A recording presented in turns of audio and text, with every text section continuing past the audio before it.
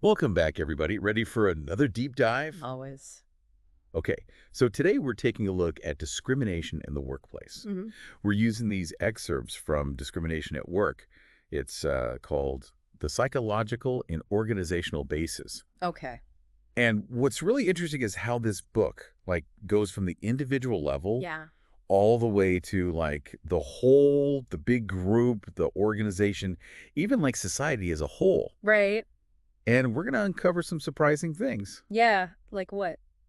Did you know that, personality tests and even, how attractive you are Oh, wow. can be part of discrimination? Yeah. It's more pervasive than we think, for sure. It is. So maybe we should start with ourselves, our brains. Yeah. Well, what's the first thing that comes to mind when you think about how our own thinking, contributes to discrimination? Well, I mean, it's pretty fascinating how much of discrimination is really about cognitive processes. Right.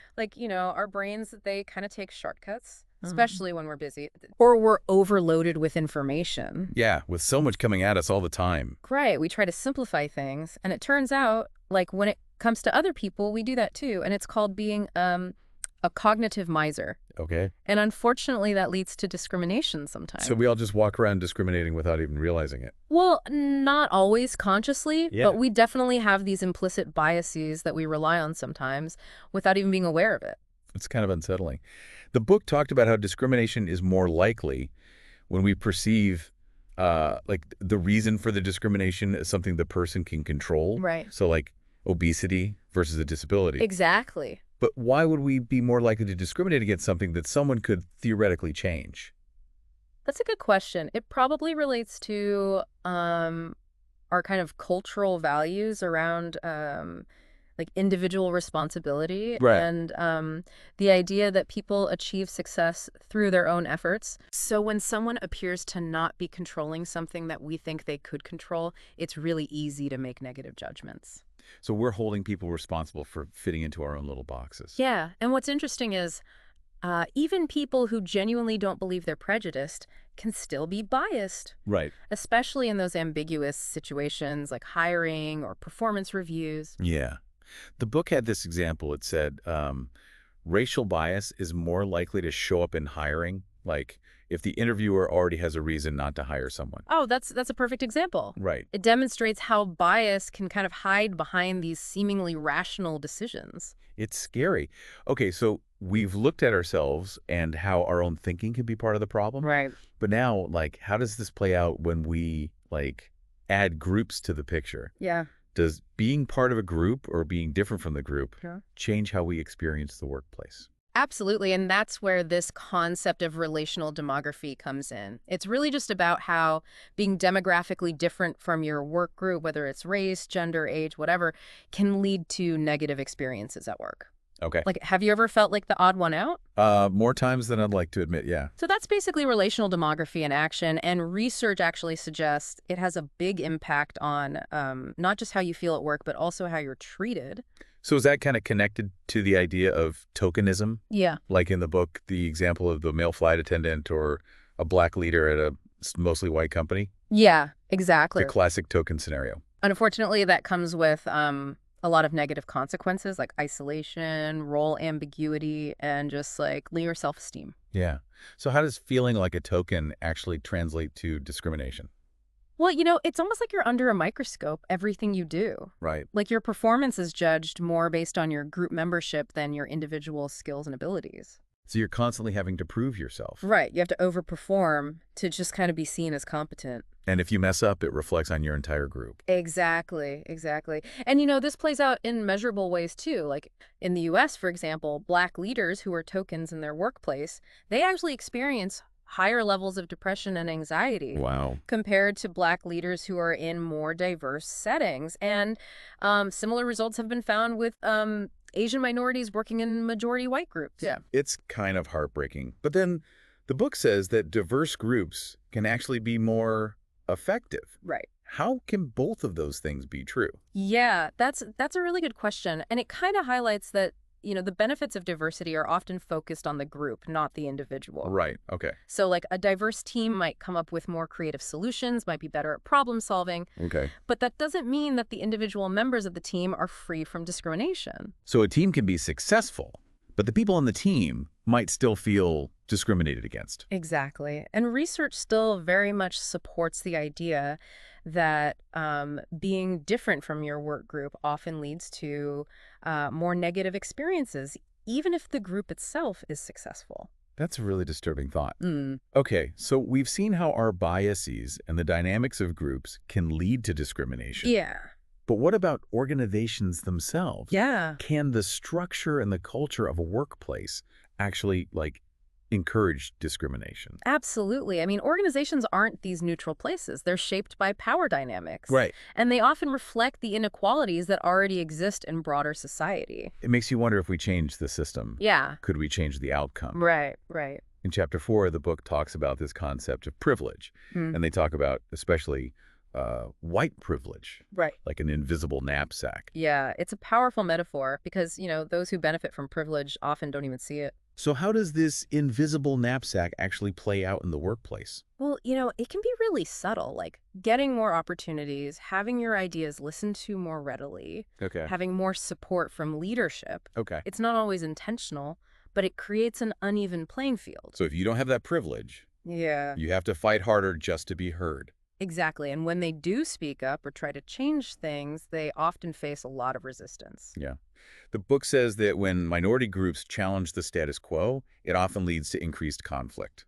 Exactly. And then they get labeled as troublemakers. Right. It's so frustrating. Yeah. Chapter 3 also talked about these things called fault lines, Yeah, fault lines. which are basically demographic differences that create these subgroups within teams. Right. And fault lines can make it easier for those kind of us versus them dynamics to pop up. Okay. And then you get all those predictable interpersonal conflicts that we talked about earlier. So how do you fix a fault line?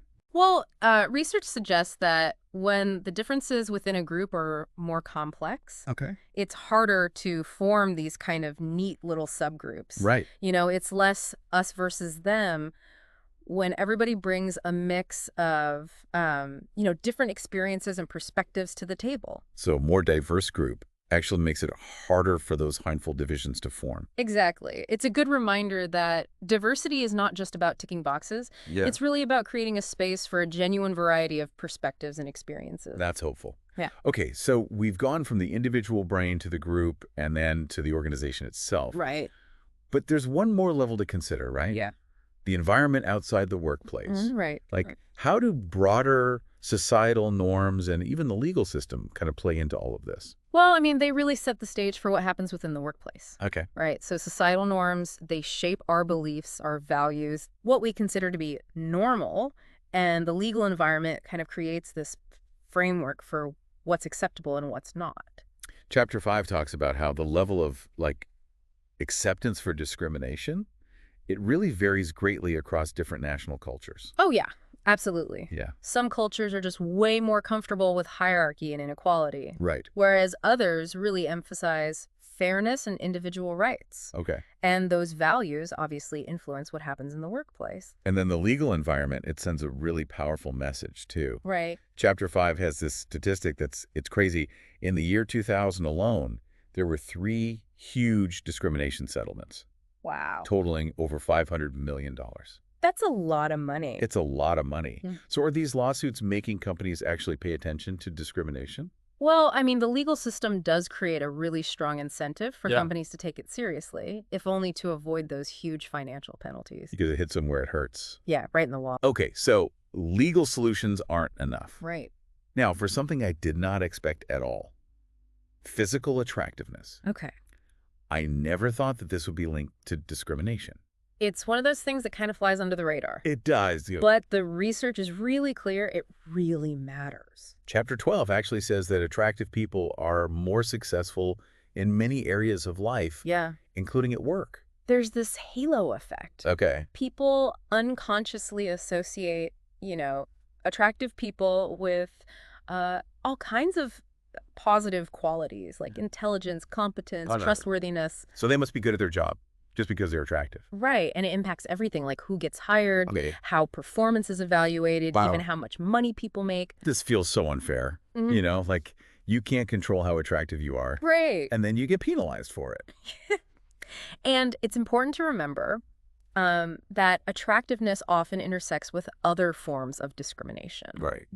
So our culture has this very specific idea of what's attractive, and that idea is often tied to being young, white, and able-bodied. Yeah. So if you don't fit that really narrow image, Right. you're already starting off at a disadvantage. It's like discrimination on top of discrimination. Right, exactly. So from the way we look to the way our brains work, Yeah, discrimination is like everywhere. it seems to be. Add another layer. Okay, Personality. right. Is there a link between personality, prejudice, and discrimination, Oh, yeah, definitely. particularly in like hiring and things? Yeah, and we have to be careful because it's really easy to create systems that unintentionally discriminate against certain personality types. Chapter 11 talks about this trait called negative affectivity, Right, NA. NA, which is basically just like a tendency towards negative emotions, Yeah, stress. yeah. And it said this measure, this NA measure, it's used a lot in organizational research. It is. But could measuring that lead to unfair discrimination? It definitely could, and that's why we need to be really cautious about, how we use personality tests in any kind of selection process. So what's the problem with using NA? Well, Chapter 11, it raises some serious concerns about how valid those measures really are. Okay. They might unfairly label people as problematic or difficult, Right. even when there's no real evidence for that. So we could be excluding people based on just interpretations of their personality. Yeah, that's a very real concern. And this is where understanding something called implicit bias becomes really important, Okay. especially for anyone making hiring decisions. Okay, so break that down for us. What is implicit bias? Well, implicit bias is essentially about the biases that we have that we're not even aware of. Okay. So it operates beneath the surface, meaning that people can hold prejudices without realizing it. So you could be discriminating and have the best intentions. Unfortunately, yes. That's a scary thought. It is, and there's a lot of research on this, like the implicit association test, which is mentioned in Chapter 14, Yeah. has shown how unconscious associations can really influence our judgments, and often in ways that go against our stated beliefs.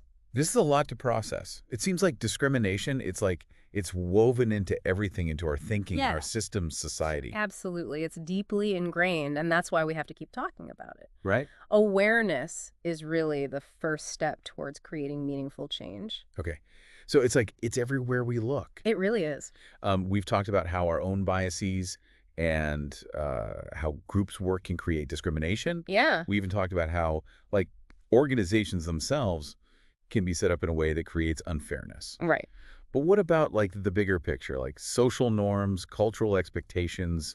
How do those things play in? I mean, they kind of set the tone, right? Like our beliefs and values, what we see as normal, all shaped by the society that we're in. Yep. And if a society says certain types of discrimination are okay, Right. well then, those attitudes are going to show up in our workplaces. Like a self-fulfilling prophecy. It is. If everybody thinks it's okay, it just keeps happening. Yeah. Chapter 5 talked about studies that showed huge differences in the levels of prejudice across different cultures. Oh, yeah. It's Absolutely. not the same everywhere. No. And that really suggests that societal norms play a huge role in maintaining these inequalities. So if we want to tackle discrimination, Yeah. we can't just focus on individual bad behavior. Right. We have to look at these deep-rooted cultural beliefs. Absolutely. Where do we even begin with that? Well, I mean, I think it's a long-term project for sure. Yeah. But it has to start somewhere, Yeah. I think we need to go beyond just reacting to individual acts of discrimination. Right. And we need to address those underlying root causes. So challenging the assumptions that we've all kind of grown up with. Right, exactly. That's just the way it is kind of attitude. Yeah. It's a long road, but I think, if we want to create these truly inclusive, equitable workplaces, Yeah. it's a road we have to travel. It is. Yeah. This has been so insightful. Oh, thank you. What are some key takeaways for our listeners? Sure. What should they really remember about discrimination? Well, I think the biggest takeaway is that discrimination is complicated. Okay. Right. It's not just about individual bias. It's this whole web of individual attitudes, Yeah. group dynamics, organizational structures, and then all of those broader societal influences that we were just talking about. We have to untangle the whole web to understand one thread. You got it. Another thing that really stuck out to me Yeah. is that Like, discrimination isn't always obvious, right? Right. It can be subtle, unconscious. Yeah. It can even hide behind policies and practices that seem neutral. Absolutely. Like those personality tests we were talking Yeah, about exactly. seem harmless on the surface, but they can actually perpetuate bias. Okay, so discrimination is multifaceted, often hidden, Yeah. and even affected by, like, how we look. Right. Um, what can individuals do to, like, become more aware of their own biases Yeah. and advocate for fairness? It's a great question, and it's not always easy. Right. I think it starts with self-reflection, like Oh. being really honest with yourself about those preconceived notions that you might hold. How do we even, like, uncover those? Well, there's a lot of great resources out there, Oh. like online, including those implicit bias tests that we talked about earlier. Yeah.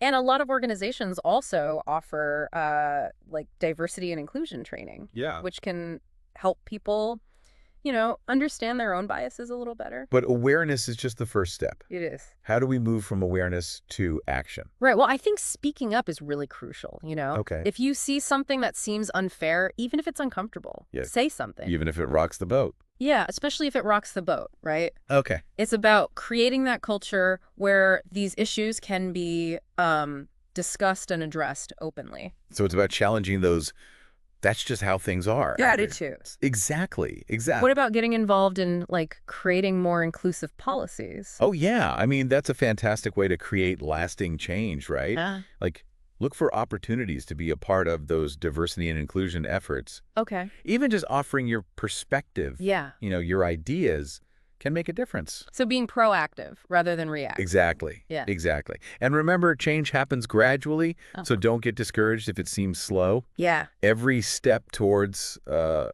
more equitable workplace is important. It's a marathon, not a sprint. That's a great way to put it. We're all in this together. We are. Okay, listeners, before we wrap up this episode, Okay. I want to leave you with a thought-provoking question. Okay, shoot. Given everything we talked about, how tricky discrimination can be, Yeah. how hidden it is. Are there any, like, practices or policies in your workplace that might be having unintended discriminatory effects? It's definitely something to think about. Yeah. It's worth reflecting on that. Yeah, absolutely. Take some time and see if you can come up with any answers to that and how you can contribute to a more just environment for everyone. Yeah, because even small changes can make a big impact. That's a really good point. Remember, creating a truly inclusive workplace is an ongoing process. It's a journey, not a destination. Exactly. It's crazy how many things can, like, play into discrimination that we might not even realize. Like, have you ever thought about how a person's name could impact their chances at work? Yeah, it might seem surprising, but research has actually shown that people with certain names, often those that are associated with particular racial or ethnic groups, Right. they're actually less likely to get called back for interviews even when their resumes are, identical. Wow. So even before you get a chance to, like, show your skills, Right. you're already at a disadvantage. Exactly, yeah. And it's not just names either. I mean, think about accents, different ways of speaking. Those things can also trigger unconscious biases, leading people to make assumptions about, someone's intelligence or even whether they'd be a good fit for the company culture. It's like we're building all these invisible walls Yeah. based on things that have nothing to do with someone's ability. It's true. And that's why it's so important for anyone involved in hiring to be aware of these biases. Right. And, we need to make sure our hiring processes are really objective and focused on skills and qualifications that actually matter. Right. So taking a step back Yeah. and really examining those, like, unconscious biases. Absolutely. Yeah. It's about leveling the playing field, making sure that everyone has a fair shot. Yeah, absolutely. One thing that really struck me in these sources is that, discrimination, Yeah. it's not always about intentional malice or, like, being mean. Right. It can be well-intentioned, Yeah. but, like, ultimately misguided actions. Absolutely. As we've been talking about, even those who consider themselves unbiased can still engage in discriminatory behavior without even realizing it. So how do we combat something that's so ingrained in our thinking and our systems? Well, that's the million-dollar question, right? Yeah. It's definitely complex. Yeah. I think education and awareness are a good place to start. Okay. The more we understand about implicit bias, Right. the better equipped we'll be to, recognize it, Right. challenge it, and hopefully overcome it. And what about just creating a workplace culture that is genuinely inclusive and equitable? I mean, that's essential, right? It's about going beyond just like following the letter of the law Right. and creating an environment where everyone feels valued, respected, and supported. So taking a hard look at everything Yeah. from hiring to promotions. Right, to how we communicate with each other. Yeah, absolutely. It's about really weaving equity into like the DNA of the organization. Yeah. You've given us so much to think about. Well, I hope it's been helpful. It has. What's like one final piece of advice you would give to listeners Hmm. as they navigate this really complex issue? Um, I'd say stay curious, stay engaged, Okay. and stay committed to making a positive difference. Yeah, Discrimination's a big problem, a deeply entrenched problem. it is. But it's not insurmountable. So don't lose hope. Exactly. Yeah, we can all make a difference, even if it seems small. That's a great point. We all have a part to play. We do. And on that note, we'll wrap up this episode of The Deep Dive. We hope you found this exploration of discrimination informative and thought-provoking. And don't forget to check out the show notes for, links to those resources. Yes, absolutely. Until next time, keep learning, keep questioning, and keep striving to create a more just and equitable world for everyone.